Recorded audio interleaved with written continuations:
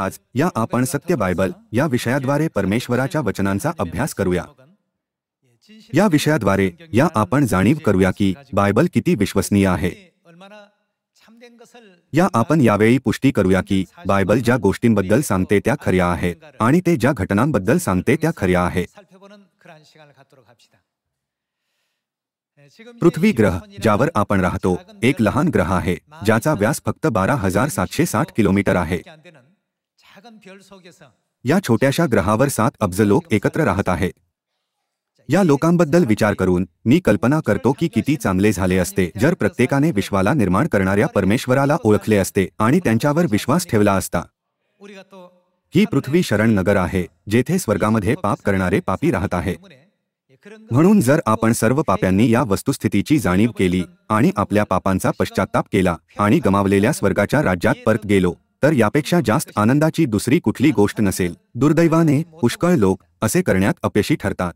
आपण पापी आहोत हे समजण्यात लोक यशस्वी होण्याचे आणि पश्चात्ताप करण्यात आणि स्वर्गाच्या राज्याची पुनर्स्थापना करण्यात अपयशी होण्याचे सर्वात मोठे कारण हे आहे की त्यांना असे वाटते की बायबल अवैज्ञानिक आणि अतार्किक आहे। जेव्हा आपण प्रचार करतो तेव्हा आपण असा विचार करणाऱ्या लोकांना सहजपणे भेटू शकतो। मग बायबल अवैज्ञानिक आणि अतार्किक आहे का? अजिबात नाही। बायबल विज्ञानापेक्षा हजारो वर्षांनी पुढे आहे आणि यात उच्च परिमाणाच्या जगाचे वर्णन आहे।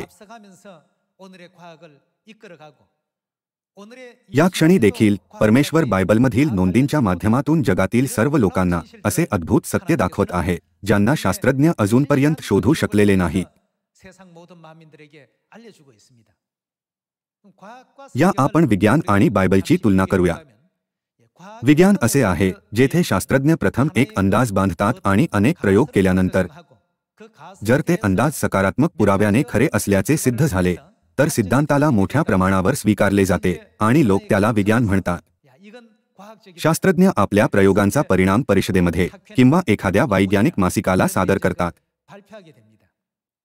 या प्रकारे एखादा अंदाज सामान्य लोकांपर्यंत पोहोचवला जातो आणि सामान्य ज्ञान बनते।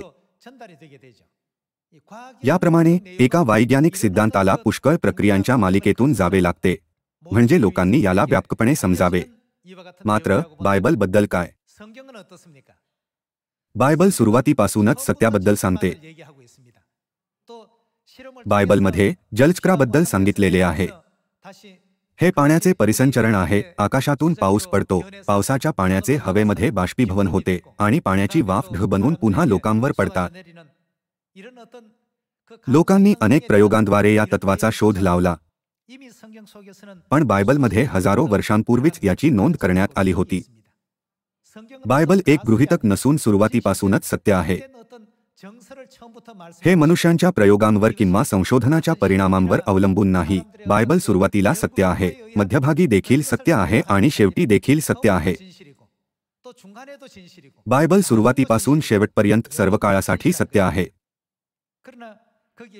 याउलट विज्ञानामध्ये जरी लोकांनी एखादा सिद्धांत प्रस्थापित केला तरी काळ लोटल्यावर त्या सिद्धांताचे काय होते? युग बदलल्यावर लोकांचे ज्ञान आणखी वाढते। तो सिद्धांत वरपासून खालपर्यंत, आतपासून बाहेर आणि मागपर्यंत बदलण्याची नेहमी शक्यता असते। उदाहरणार्थ या आपण भूकेंद्रीय सिद्धांताबद्दल विचार करूया। एक वेळ होती जेव्हा लोकांकडे हे वैज्ञानिक ज्ञान होते की पृथ्वी विश्वाच्या केंद्रस्थानी होती आणि सूर्य, चंद्र आणि सूर्यमालेतील शुक्र, बुध, गुरु आणि मंगळ हे सर्व ग्रह पृथ्वीभोवती फिरत होते। हे प्रमुख वैज्ञानिक ज्ञान होते पण काळ लोटल्यावर त्याचे काय झाले? लोकांना समजले की हे चुकीचे आहे। सूर्यकेंद्रीय सिद्धांत बरोबर आहे। याप्रमाणे मनुष्याचे सिद्धांत सहजपणे बदलले जाऊ शकतात पण परमेश्वराने हजारो वर्षांपूर्वी म्हटलेल्या त्यांच्या वचनांबद्दल काय? तुम्ही काळ लोटल्यानंतर त्या शब्दांना बदलताना पाहिले आहे का? परमेश्वराने एकदा सांगितलेले वचन बदलत नाही, ते सर्व काळ टिकतात। बायबलमध्ये अशी कोणतीही नोंद नाही की प्रयोगांद्वारे चुकीचे ठरल्यामुळे परमेश्वराने एखाद्या शब्दाला दुरुस्त केले। असे असले तरी जगातील बहुतेक लोक परमेश्वराच्या वचनांपेक्षा शास्त्रज्ञांच्या म्हणण्यावर जास्त विसंबून असतात। हे किती दुःखद आहे। परमेश्वराने फार सुरुवातीपासून सत्याबद्दल सांगितले आणि आजही सत्य सांगत आहे आणि ते सर्व काळासाठी सत्यामध्ये अस्तित्वात राहतील। म्हणून आपण सहजपणे म्हणू शकतो की परमेश्वर स्वतः सत्य आहे. म्हणून आज या आपण हे तपासूया की बायबल अवैज्ञानिक, अवास्तव आणि अतार्किक आहे की नाही. मला वाटते की बायबलद्वारे सर्व गोष्टींची खात्री करणे हाच सर्वोत्तम मार्ग आहे. या आपण इयोब अध्याय 26 वर पाहूया.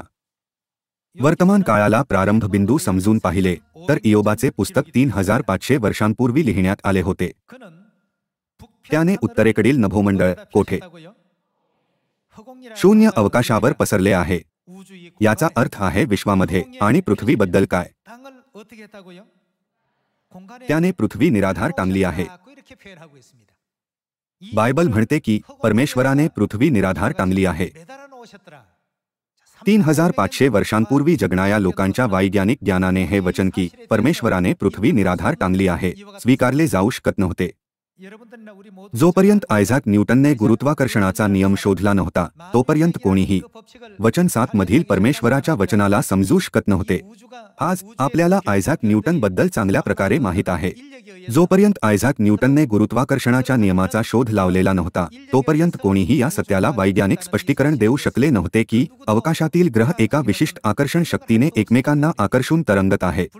न्यूटनने गुरुत्वाकर्षणाच्या नियमाचा शोध जवळपास 400 वर्षांपूर्वी लावला होता.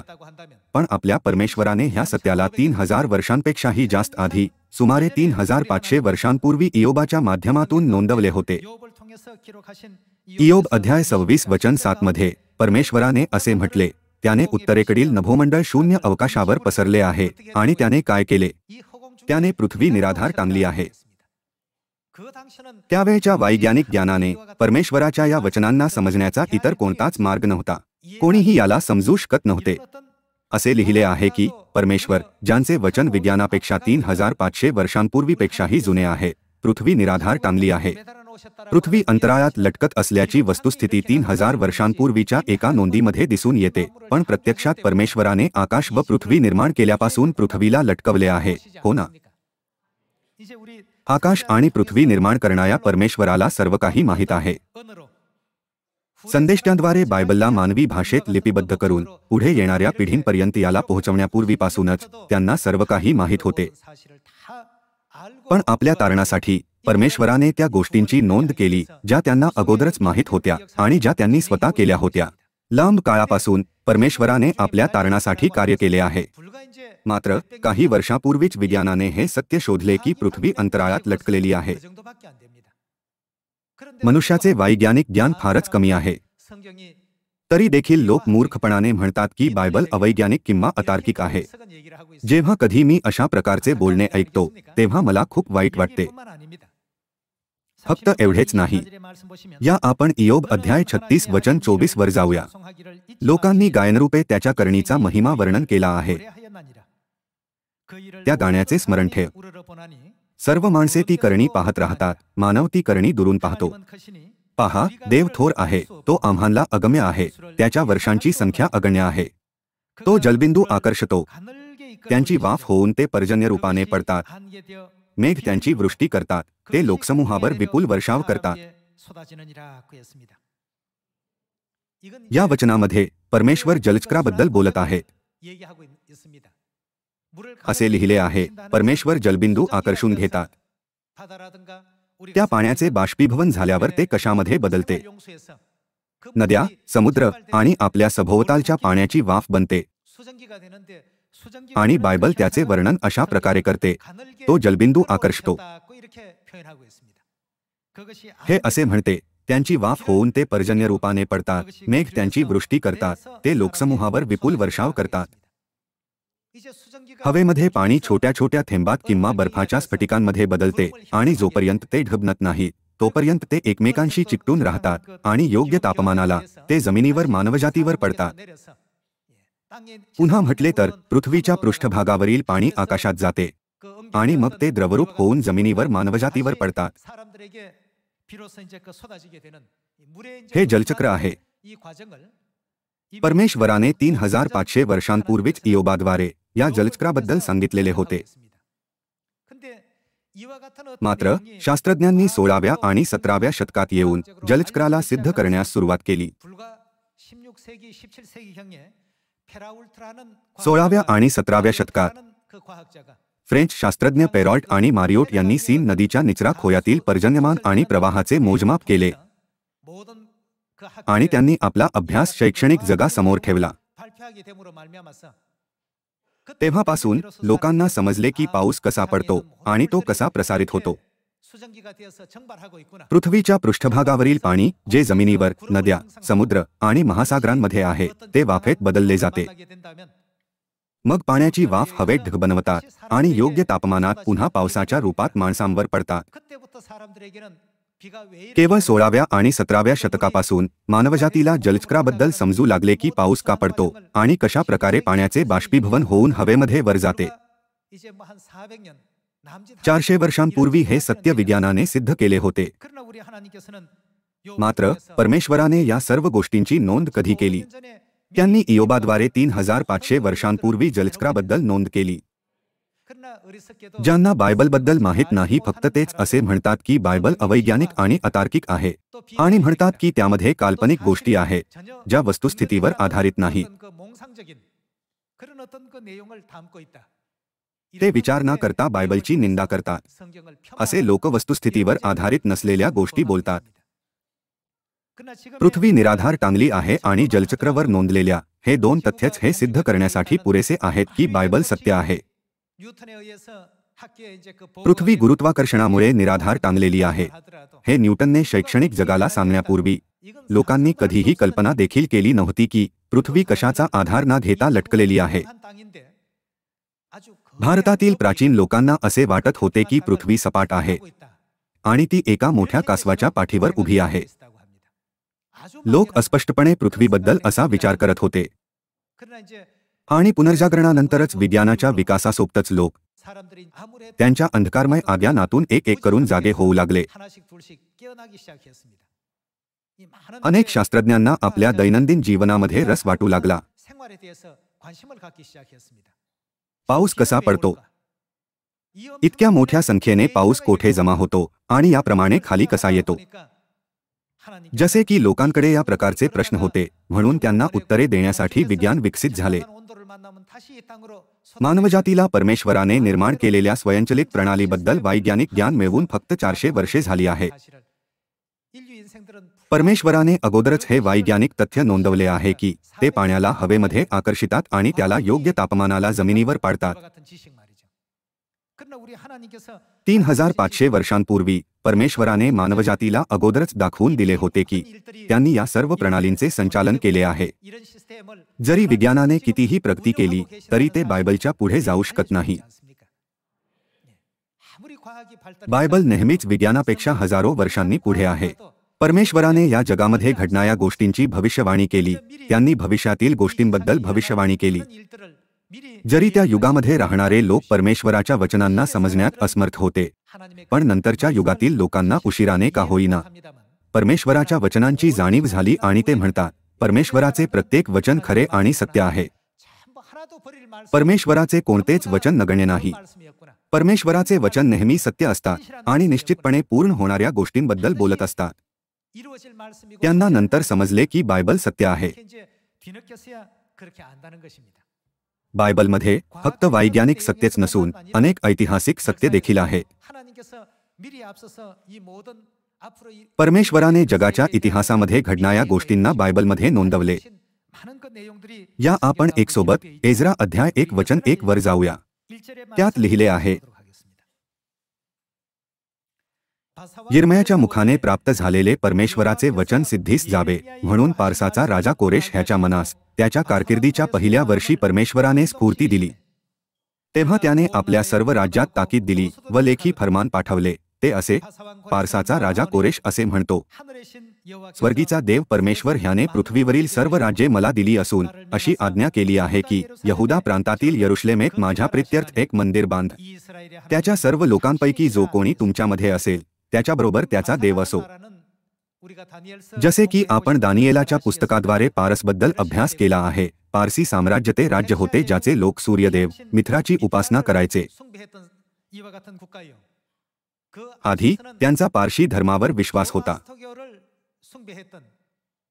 मात्र या वचनामध्ये इस्रायलच्या परमेश्वराशी काहीच संबंध नसलेल्या पारसाच्या राजाने यहोवा परमेश्वराची स्तुती करण्यासाठी एक घोषणा जाहीर केली.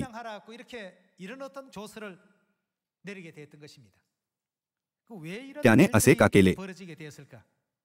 इसवी सन पूर्व 536 मध्ये पारसाचा राजा कोरेश याने स्वर्गातील परमेश्वरासाठी एक मंदिर बांधण्याची घोषणा केली.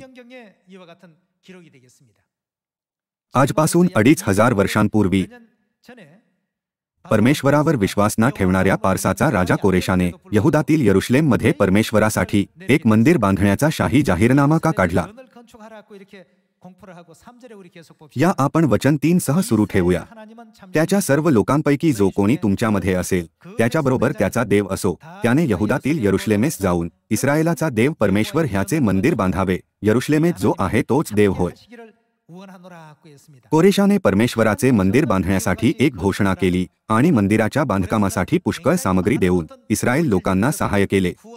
येथवर की त्याने बाबेलमधून बंदिवान करून आणलेल्या इस्रायल लोकांना देखील मुक्त केले, म्हणजे ते आपल्या देशात परत जाऊ शकतील आणि परमेश्वराचे मंदिर बांधू शकतील.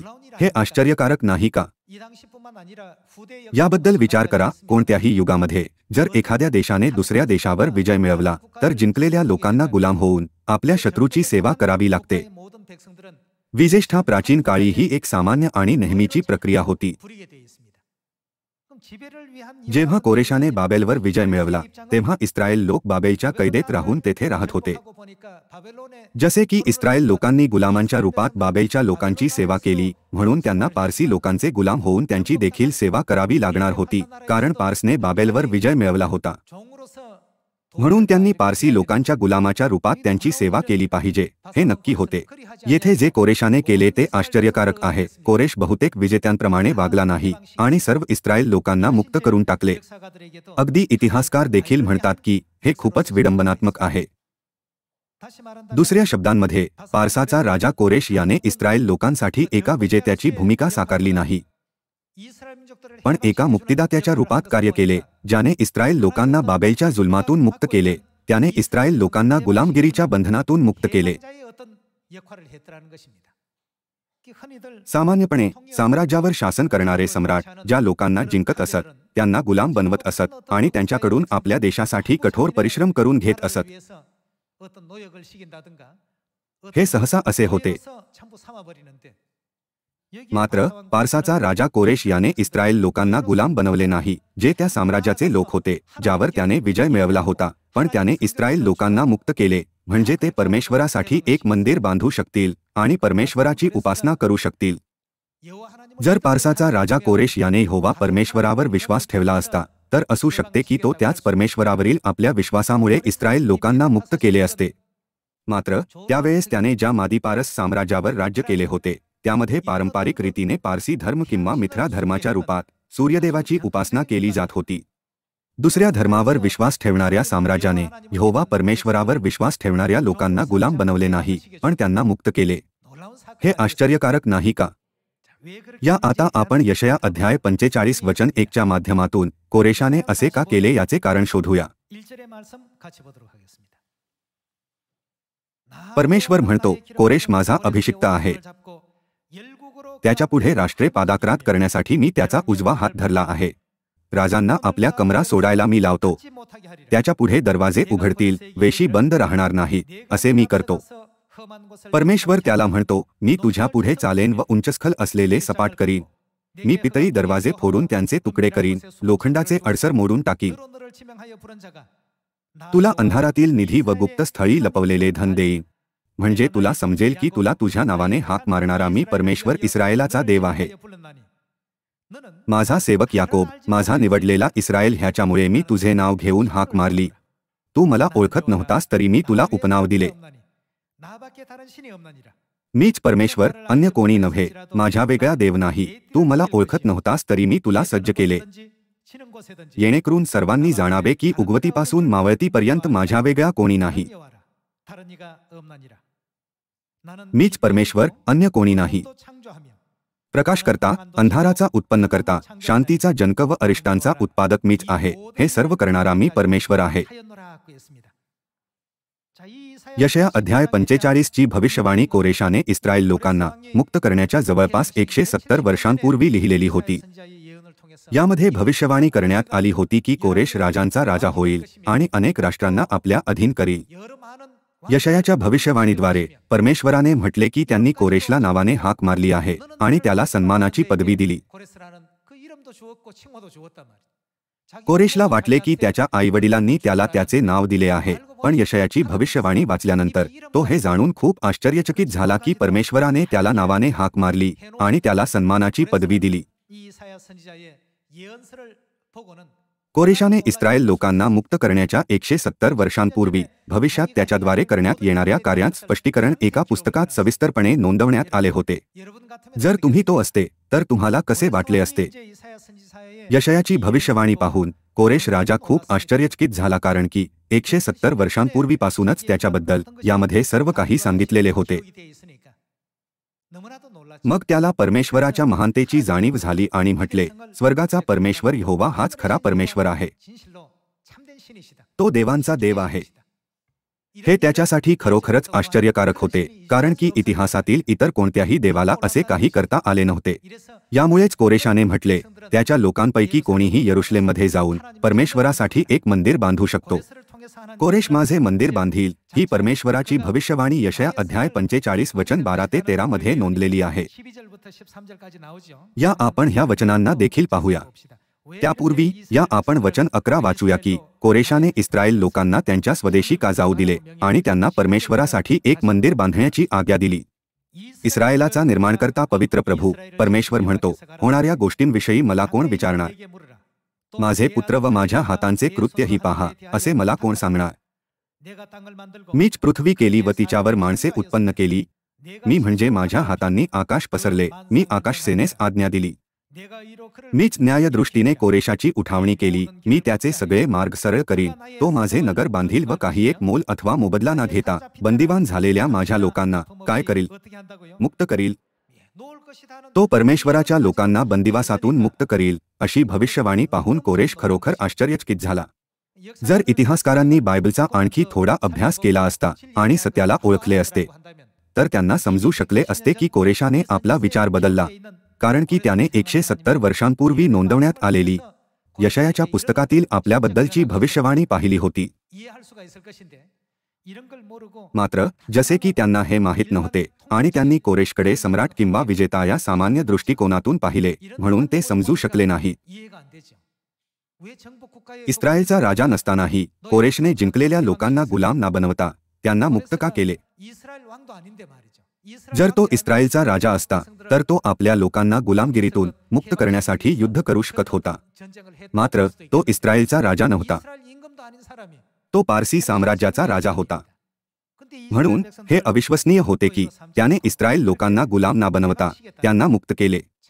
पण कोरेशाने इस्रायल लोकांना मुक्त करण्याचे एक कारण होते. हे भविष्यवाणीमुळे होते जी यशया संदेष्टाने इस्रायल लोकांना मुक्त करण्याच्या 170 वर्षांपूर्वी लिहिली होती. तो माझे नगर बांधील व काही एक मोल अथवा मोबदला न घेता बंदिवान झालेल्या माझ्या लोकांना मुक्त करील. जेव्हा कोरेशाने ही भविष्यवाणी पाहिली तेव्हा एजरा अध्याय 1 वचन 1 मध्ये नोंदलेल्या गोष्टी घडू लागल्या. या सर्वांच्या माध्यमातून आपण पूर्णपणे समजू शकतो की परमेश्वर मानव इतिहासाचे व्यवस्थापन करतात आणि विज्ञानाच्याही पुढे आहे. सर्व काही स्वर्गाच्या परमेश्वराद्वारे व्यवस्थापित आणि संचालित केले जाते. इतिहासाच्या दृष्टीने देखील बायबल सत्य आहे. हे फक्त राजा कोरेशच्या बाबतीतच सिद्ध होत नाही. आता दानिएलाच्या पुस्तकातील भविष्यवाणीच्या माध्यमातून या आपण पुन्हा पुष्टी करूया की परमेश्वर युग आणि इतिहासाचे नेतृत्व करतात. या आपण दानिएल अध्याय 8 वचन 19 वर एक दृष्टी टाकूया. दानिएल अध्याय 2 च्या माध्यमातून परमेश्वराने दानिएलाला जवळच भविष्यात प्रकट होणाऱ्या साम्राज्यांबद्दल सांगितले आणि शेवटी त्याला भविष्यवाणी करू दिली की रोमन साम्राज्यातून परमेश्वराच्या विरुद्ध एक धार्मिक संघटना प्रकट होईल. या आपण दानिएल अध्याय 8 वचन 19 पाहूया. तो म्हणाला, पहा, कोपाच्या शेवटल्या काळात काय होईल हे मी तुला सांगतो, कारण नेमलेल्या अंतस्म्या संबंधाने हा दृष्टांत आहे. दोन शिंगे असलेला एडका तू पाहिलास, ते मेदय व पारस ह्यांचे राजे. जेव्हा दानिएलाने हा दृष्टांत पाहिला तेव्हा तो काळ बाबेल साम्राज्याचा होता. ते अजूनही अस्तित्वात होते आणि ते पडलेले नव्हते. परमेश्वराने ज्या गोष्टी दानिएलाला देवदूताच्या माध्यमातून सांगितल्या त्या वचन 20 मध्ये आहे. दोन शिंगे असलेला एडका तू पाहिलास, ते मेदय व पारस ह्यांचे राजे. हे मादीपारस साम्राज्याने बाबेलवर विजय मिळवण्यापूर्वी होते. वचन 21. तो दांडका बकरा कोणत्या देशाचा? ग्रीसचा राजा. जेव्हा आपण ग्रीसबद्दल विचार करतो तेव्हा आपण एक प्रसिद्ध राजा सिकंदर महानला भेटतो. जगाच्या इतिहासामध्ये त्यांची ओळख आहे. तो दांडगा बकरा ग्रीसचा राजा. त्याच्या डोळ्यांच्या मधोमध असलेले मोठे शिंग हा पहिला राजा. एक शिंग मोडून त्याच्या जागी 4 शिंगे निघाली. ह्याचा अर्थ असा की त्या राज्यातून 4 राज्ये उद्भवतील, मग त्यांचे बल पहिल्या राज्याइतके राहायचे नाही. आपण दानिएल अध्याय 2 आणि अध्याय 7 च्या भविष्यवाणीचा अभ्यास केला असल्यामुळे आपण तो भाग आठवू शकतो. बाबेलच्या इतिहासातील शेवटच्या भागात प्रकट होणारा 2 शिंगे असलेला एडका कोणाला दर्शवतो? हे मादी आणि पारसाच्या राजांना दर्शवते. दानिएल अध्याय 7 च्या माध्यमातून आपण आधीच समजलो आहोत की पारसी साम्राज्य हे संयुक्त होते आणि त्यांनी बाबेलच्या साम्राज्याला उलथून टाकले आणि आपल्या साम्राज्याचा विस्तार केला. दानिएल अध्याय 8 मध्ये याला एका एडक्याच्या रूपात दर्शवण्यात आले होते आणि भविष्यवाणी केलेली होती की मादी आणि पारसचे राजे उठतील. या आपण वचन 21 वाचणे सुरू ठेवूया. तो दांडगा बकरा ग्रीसचा राजा, याचा अर्थ आहे की सिकंदर महान ग्रीसमधून प्रकट होईल. त्याच्या डोळ्यांच्या मधोमध असलेले मोठे शिंग, खूप मोठे शिंग हा पहिला राजा. तो सिकंदर महान आहे. सिकंदर महान याने वयाच्या 25व्या वर्षी आपल्या मोहिमेला सुरुवात केली आणि तो 33 वर्षांचा होईपर्यंत त्याने 8 वर्षांच्या अल्प कालावधीत लढाईच्या माध्यमातून अनेक देशांवर विजय मिळवला. मग त्याने एका विशाल साम्राज्याचे निर्माण केले जे मासेदोनियापासून भारतापर्यंत पसरलेले होते. सिकंदर महान, जरी तो खूप शक्तिशाली होता, पण इतक्या विशाल प्रदेशावर विजय मिळविल्यानंतर लगेचच त्याचा मृत्यू झाला. त्याच्या मृत्यूनंतर साम्राज्याचे विभाजन झाले. त्याला किती भागांमध्ये विभागण्यात आले होते? कॅसेंडर, सेलुक्स, लिसिमाच आणि टॉलेमी सिकंदरच्या या 4 सेनापतींद्वारे विस्तीर्ण भूमीला बरोबर 4 भागांमध्ये विभागण्यात आले होते. बायबल याचे वर्णन या प्रकारे करते की एक शिंग मोडून त्याच्या जागी 4 शिंगे निघाली. दानिएल बाबेलच्या साम्राज्याच्या काळात राहत होता. तो बाबेल साम्राज्याच्या दिवसांमध्ये जगत असताना त्याला हे कसे समजले की भविष्यात निर्माण होणारे ग्रीसचे साम्राज्य 4, 5 किंवा 10 भागांमध्ये विभागले जाईल? जसे की सर्व काही परमेश्वराच्या प्रबंधाने केले जाते, जे प्रत्येक युगाचे आणि इतिहासाचे नेतृत्व करतात. म्हणून ह्या भविष्यवाण्या इतिहासात तंतोतंत पूर्ण झाल्या. जसे की सर्व गोष्टी परमेश्वराच्या प्रबंधात आहे, म्हणून ही भविष्यवाणी केली जाऊ शकते की ग्रीस नावाचे साम्राज्य प्रकट होईल. दानिएल राहत असलेल्या बाबेल साम्राज्याच्या काळात ग्रीस नावाचा उच्चार करण्यात आला होता. तुम्हाला काय वाटते? बायबल अवैज्ञानिक आहे का? हे अनैतिहासिक आहे का? बायबल आपल्याला स्पष्टपणे त्या भविष्यवाण्या दाखवते ज्यांचा कोणीही, एकही व्यक्ती देखील अंदाज आणि भविष्यवाणी सांगू शकला नाही. हे वचन कोणाचे आहे? असे यामुळे आहे कारण की बायबल हे परमेश्वराचे वचन आहे. परमेश्वर विज्ञानाच्या सर्व सिद्धांतांच्या आधी आहे आणि त्यांनी आपल्याला सर्वात महत्त्वाच्या भविष्यवाण्यांशी अवगत केले आहे.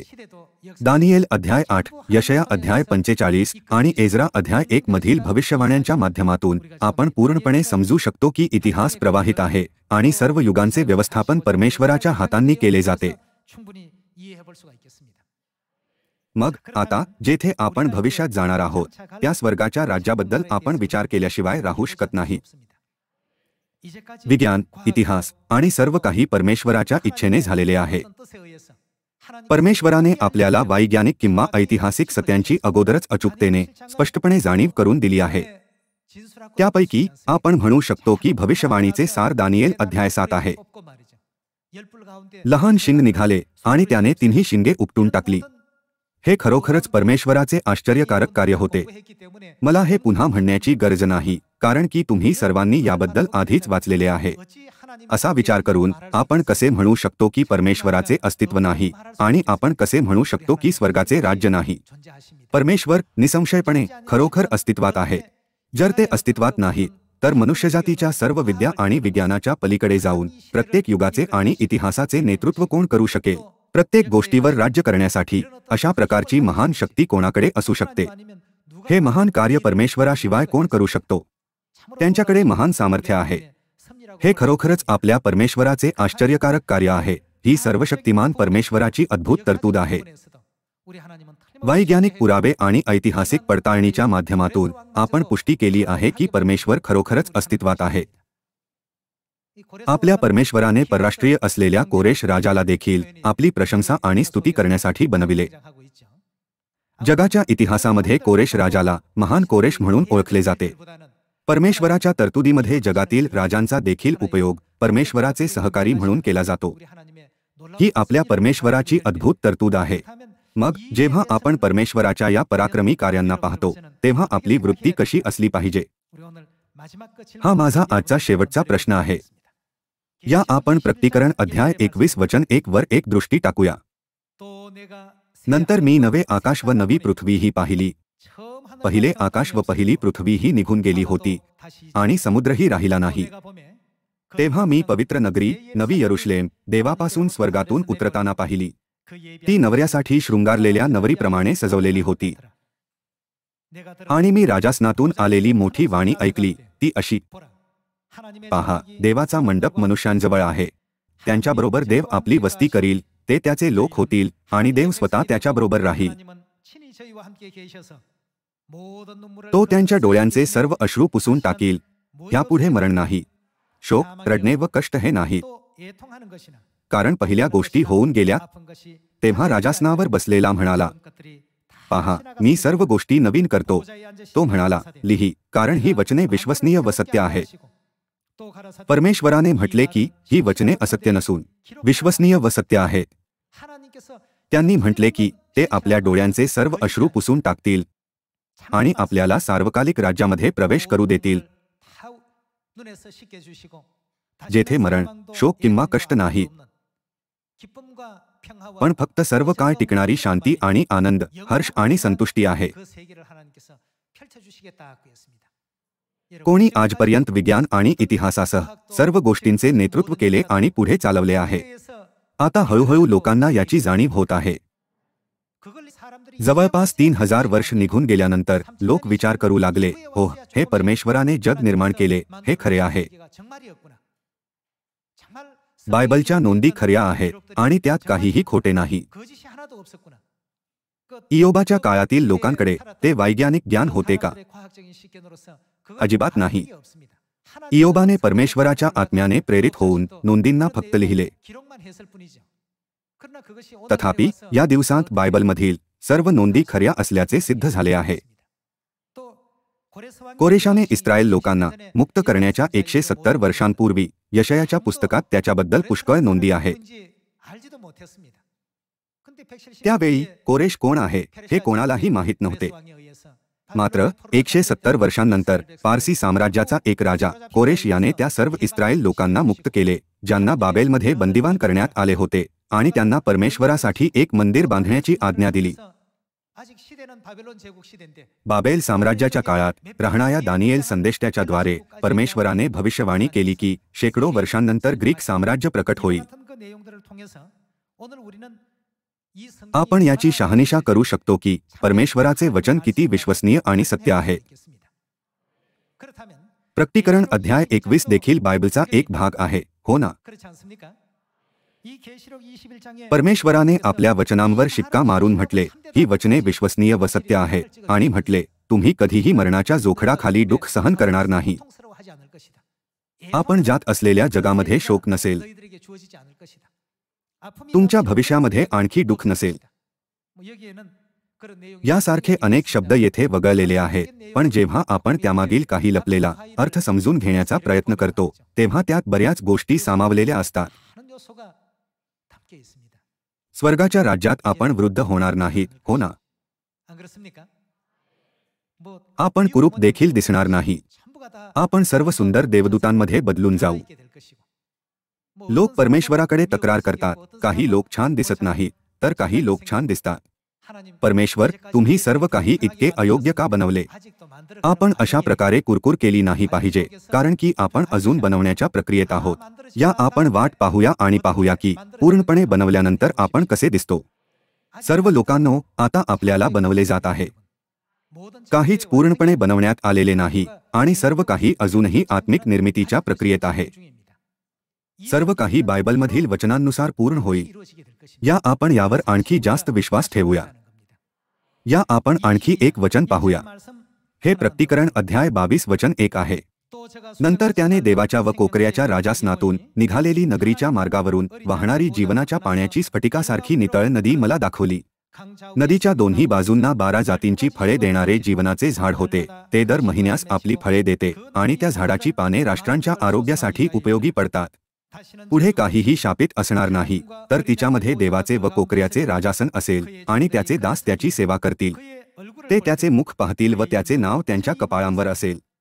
पुढे रात्र असणार नाही आणि त्यांना दिव्याच्या अथवा सूर्याच्या प्रकाशाची गरज नाही, कारण प्रभुदेव त्यांच्यावर प्रकाश पाडील आणि ते युगानुयुग राज्य करतील. हे वचन कोठे नोंदवलेले आहे? जसे की हे बायबलमध्ये नोंदलेले वचन आहे, म्हणून ते निश्चितपणे पूर्ण होतील. आपण वचन 6 सह सुरू ठेवूया. नंतर तो मला म्हणाला, ही वचने विश्वसनीय व सत्य आहे आणि संदेश त्यांच्या आत्म्यांचा देव जो प्रभू त्याने ज्या गोष्टी लवकर घडून आल्या पाहिजे त्या गोष्टी आपल्या दासांना कळवण्यासाठी आपल्या दूताला पाठवले आहे. प्रकटीकरण अध्याय 22 मध्ये लिहिले आहे, ते युगानुयुग राज्य करतील. हे वचन देखील बायबलमधील सत्य आहे. प्रकटीकरण अध्याय 21 आणि 22 आपल्या भविष्यातील तेजस्वी वैभवाचे वर्णन करतात. परमेश्वराने स्वतः आपल्याला या वचनांद्वारे खात्री दिली आहे. ही वचने विश्वसनीय व सत्य आहे. लक्षपूर्वक ऐका. या आशेने या आपण विश्वासाच्या शर्यतीत आणखी बलपूर्वक धावूया, म्हणजे कोणीही स्वर्गाच्या राज्याच्या मार्गापासून वंचित राहू नये. सियोनचे सर्व सदस्य एकत्र स्वर्गाच्या राज्यात प्रवेश करतील. या आशेने मी आजचा उपदेश समाप्त करू इच्छितो. तुमचे खूप खूप आभार.